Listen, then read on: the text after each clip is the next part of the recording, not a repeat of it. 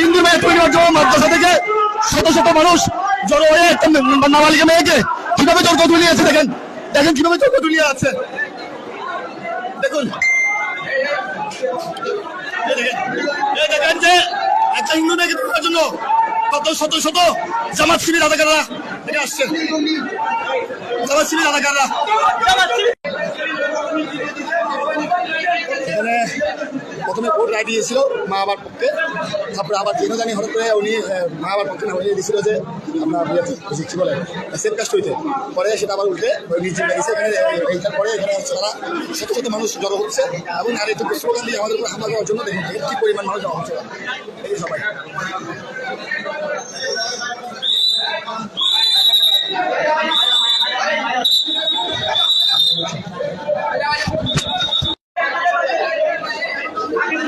দেখুন এখানে মেয়েকে তুলে নিয়ে যাওয়ার জন্য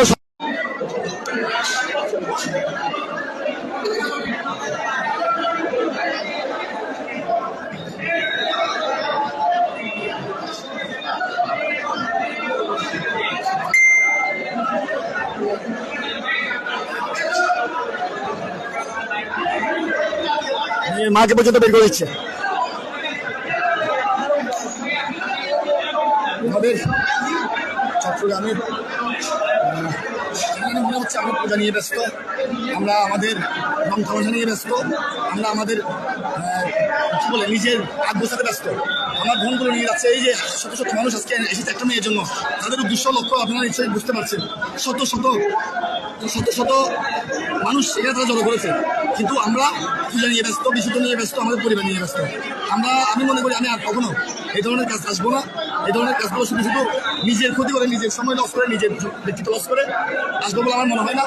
হ্যাঁ, আমি আজকে প্রত্যেকে আমি এই ধরনের কোনো কাজেই আমি নিজেকে জড়াবো না। ঠিক আছে, সবাই ভালো থাকবেন। আপনার মেয়ে গেলেও আমাদের ফোন করবেন না, আমরা ওই পারলে আপনারা তো চলে যাবেন। ঠিক আছে, এই দেখেন কি পরিমাণ মানুষ তারা জড়ো করছে, কি পরিমাণ মানুষ জড়ো করছে। দেখেন নেতা থেকে শুরু করে নেতা সবাই নিয়ে আসছে। এরা আমাদের কাছে ওদের হাজার হাজার শত শত মানুষ আমাদেরকে দাঁড়িয়ে দিচ্ছে না, ওদেরকে দাঁড়িয়ে দিচ্ছে, ওদেরকে বের করে দিচ্ছে।